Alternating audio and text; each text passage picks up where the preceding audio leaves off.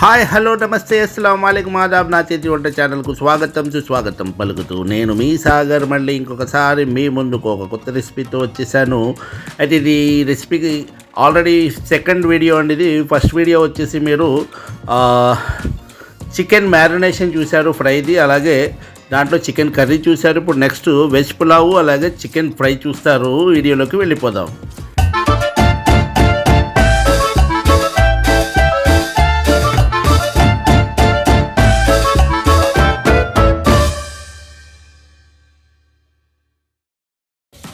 Okay అండి, ఇప్పుడు నేను ఈ వెజ్ పులావ్ ఏదైతే ఉందో అది స్టార్ట్ చేస్తున్నాను.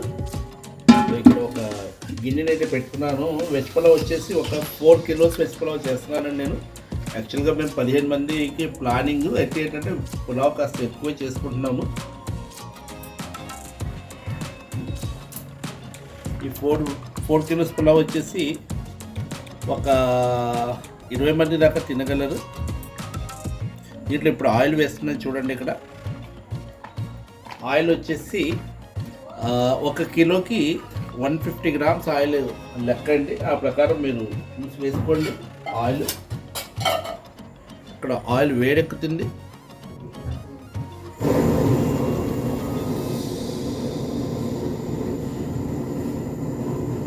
ఇందులో ఇప్పుడు లవంగాలు, యాలక్కాయలు, దాల్చిన చెక్క, అలాగే అనాస పువ్వు, ఈ ఐటమ్స్ వేస్తున్నాను. పలావాకు,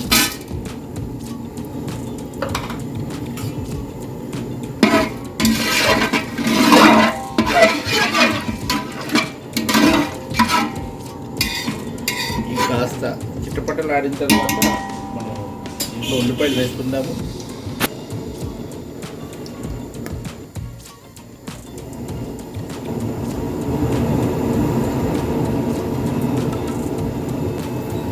ఎందుకంటే ఇవి వేడెక్కినాయి. ఇప్పుడు దీంట్లో నేను ఉల్లిపాయలు వేసుకుంటున్నాను.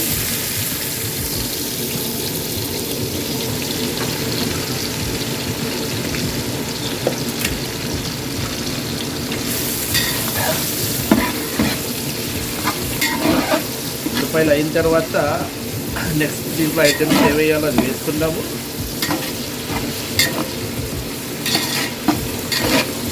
ఇవ్వండి, ఇప్పుడు వేసుకునేలాగే ఉల్లిపాయల్లో కాస్త ఉప్పునైతే వేసుకుంటున్నాను నేను. తర్వాత మళ్ళీ చూసి వేసుకుందాము.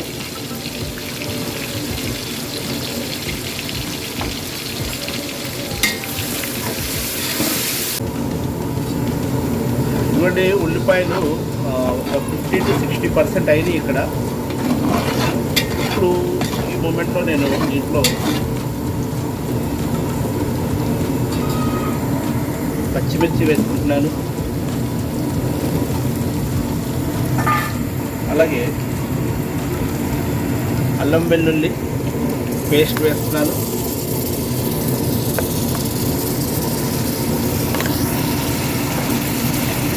అల్లం వెల్లుల్లి పేస్ట్ కూడా 9 to 10 టేబుల్ స్పూన్స్ వేసానండి. అంటే నేను వేసిన 10 స్పూన్ తోటి.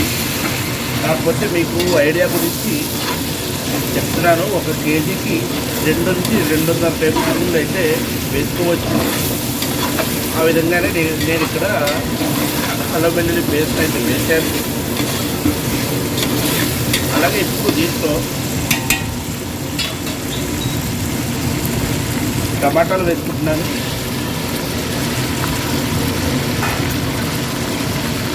ఆ తర్వాత క్యారెట్ అండి. ఆ తర్వాత ఇవ్వండి బంగాళదుంప ముక్కలు వేస్తున్నాను.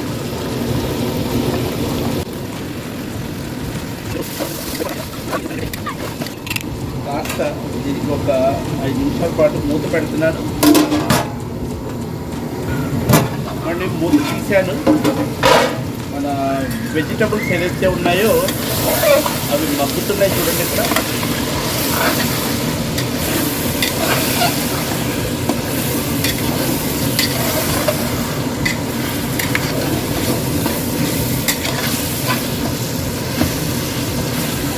ఈ మూమెంట్లో కాస్త నేను జీరా ధనియా పౌడర్ వేసానండి.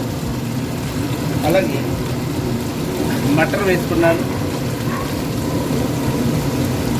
కింద అంటుకుంటుంది, కొద్దిగా నీళ్లు వేస్తున్నాను అన్నమాట.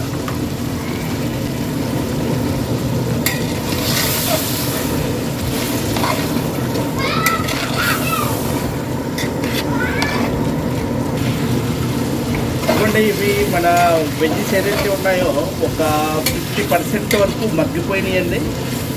ఈ టైంలో నేను దీంట్లో వాటర్ వేసుకుంటున్నాను. వాటర్ వచ్చేసి 1:1.5 అంటే నా లెక్క. మీరు అవకాశం ఏమైనా ఉంటే మీ రైస్ ఉంటాయి కదా, దాన్ని బట్టి పెంచుకొని వేసుకోండి.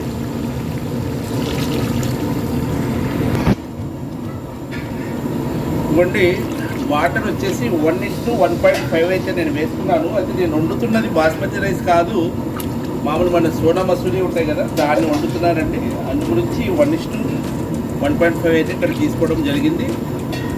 వండి ఇప్పుడు ఎసరు వచ్చిన తర్వాత దాంట్లో కొన్ని ఐటమ్స్ వేసి మనం తర్వాత రైస్ ప్లాన్ చేసుకుందాము. ఇదిగోండి, ఇప్పుడు ఎసరు ఏదైతే ఉందో వచ్చేసింది.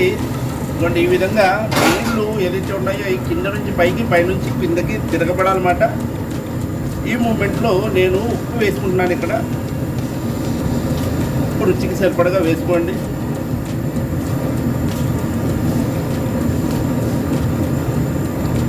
ఆ తర్వాత కొన్ని పుదీనా వేసుకుంటున్నాను.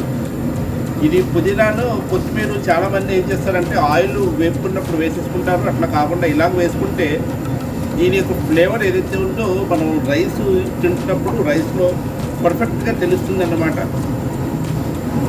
పుదీనా, కొత్తిమీర రెండు వేసేసుకున్నాను. ఇప్పుడు మనం దీంట్లో రైస్ వేసుకున్నాము.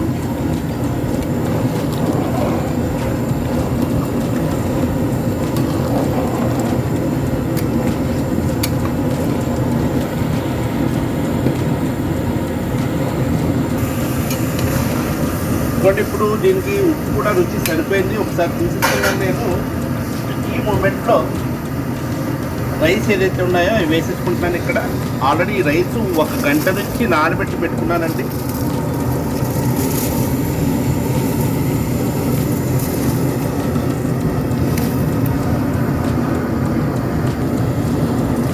రైస్ వేసేసుకున్నాను దీంట్లో.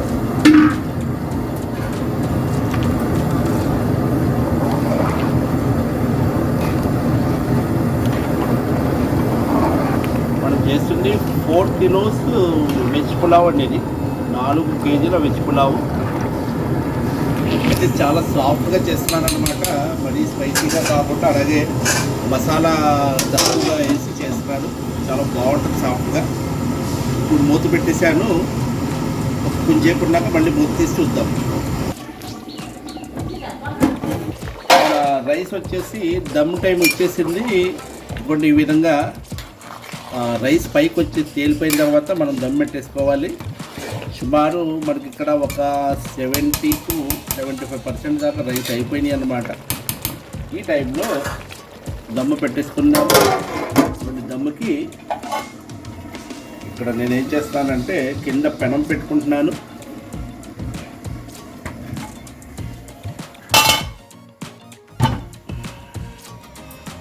దానిపైన కాస్త బరువు పెట్టేస్తాను. ఇలా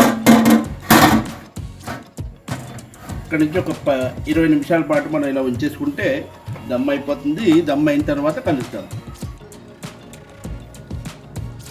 ఇదిగోండి, ఒక 20 నిమిషాలు అయిన తర్వాత నేను ఏం చేశానంటే స్టవ్ కట్టేసి ఆ తర్వాత ఒక 10 నిమిషాలు ఉంచేసాను. అలాగే ఉంచేసి ఇప్పుడు తీస్తున్నాను. మన వెజ్ పులావ్ ఏదైతే ఉందో రెడీ అయిపోయింది.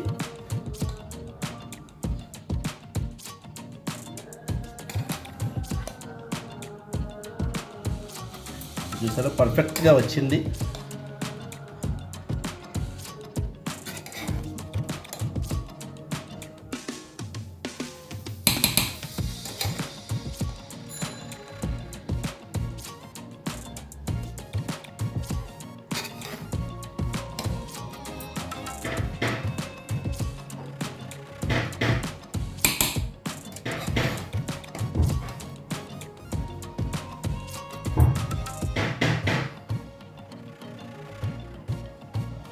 అండి ఇక్కడితోటి ఈ ఐటెం పూర్తయింది. మనం నెక్స్ట్ మళ్ళీ చికెన్ ఫ్రైలోకి వెళ్దాము.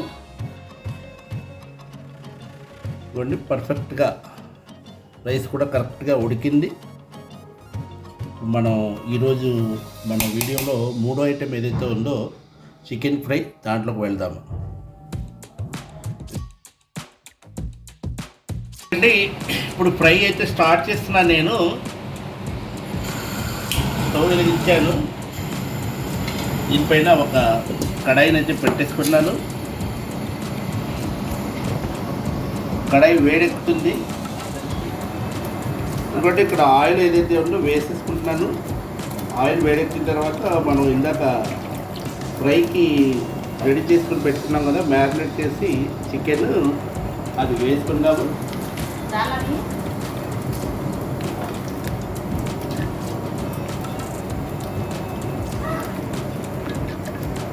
ఈ మాత్రం ఉండాలి, ఎందుకంటే మనం ఫ్రై చేసినప్పుడు కాస్త ముక్కలు లోపలికి మునగాలి కదా, మునిగి అయితే నాలుగు పక్కన ఫ్రై అవుతుంది. చూడండి, ఫ్రై చేసుకోవడానికి ముందు ఒక స్పెషల్ ఐటెం నేను ఇప్పుడు మ్యారినేషన్లో కలుపుతున్నాను. ఈ విధంగా కరివేపాకు ఏదైతే ఉందో చాప్ చేసుకొని దాంట్లో కలిపేసుకుంటే చాలా మంచి ఫ్లేవర్, కరివేపాకు ఫ్లేవర్ ఫ్రైలో వస్తుంది. ఇలా కూడా మీరు అవకాశం ఉంటే ఒకసారి ట్రై చేసుకొని చూడండి, సూపర్గా ఉంటుంది. ఇవ్వండి, ఫ్రైలో వేసేస్తున్నాను. దీన్ని ఇప్పుడు మనం మళ్ళీ కింద నుంచి కరివేపాకు కలిపేద్దాము.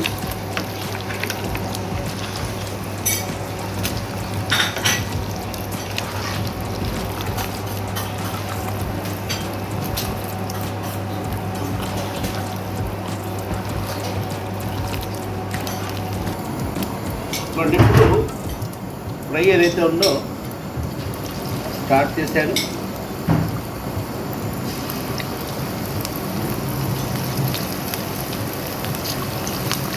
ఇది వచ్చేసి ఫస్ట్ వాయు వేస్తాను అనమాట. అయితే మీరు హై ఫ్లేమ్ మీద ముక్కలు వేయండి. ఆ తర్వాత కాస్త ఫ్లేమ్ తగ్గించుకోవాలి. తగ్గించుకుంటే ఏమవుతుందంటే టెంపరేచర్ సెట్ అవుతుంది.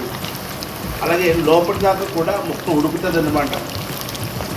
బాగా హై మీద అలా ఉంచేసుకుంటే పైన కాలిపోయి లోపల ఉడకకుండా ఉండిపోతుంది. అందు గురించి ఈ టిప్ కూడా మీరు నోట్ చేసుకోండి.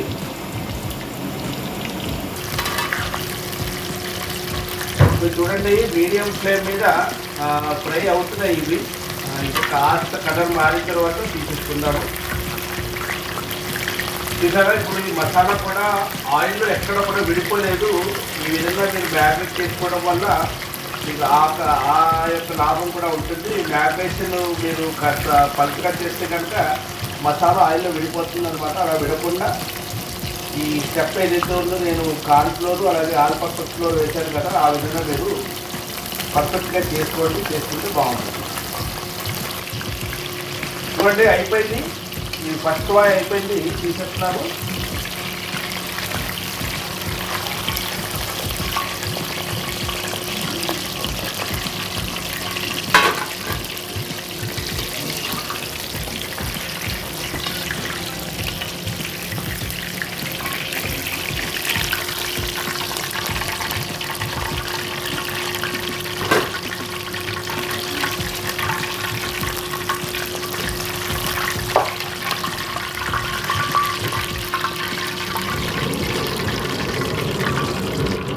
చూడండి, సెకండ్ వై వేస్తున్నాను. ఈ విధంగా మీరు ఫ్రై మొత్తం చేసుకోండి. ఫ్రై అయిన తర్వాత నేను కలుస్తాను.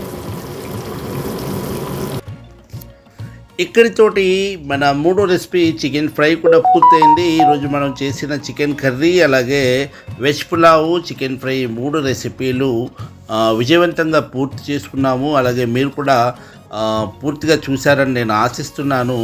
అలాగే ఈ విధంగా నా ఛానల్ని చూస్తూ ముందుకు తీసుకెళ్ళే బాధ్యతనైతే మీరు తీసుకుంటే తప్పకుండా నేను ఇంకా మంచి మంచి రెసిపీస్ తోటి మీ ముందుకి వస్తూనే ఉంటాను. అలాగే ఈ నా ఛానల్ యొక్క సబ్స్క్రైబర్స్ ఎవరైతే ఉన్నారో వాళ్ళు తప్పకుండా షేర్ చేస్తూ ఉండండి. దయచేసి ఈ విషయాన్ని మరీ చెప్తున్నందుకు మీరు నన్ను అన్యదా భావించకండి. అలాగే ఈ ఛానల్ యొక్క గ్రోత్ ఏదైతే ఉందో పెంచే బాధ్యతనైతే మీరు తీసుకొని నన్ను ముందుకు తీసుకెళ్తూ ఉంటే తప్పకుండా నేను మంచి రెసిపీస్తో మీ ముందుకు వస్తూనే ఉంటాను. Thank you very much.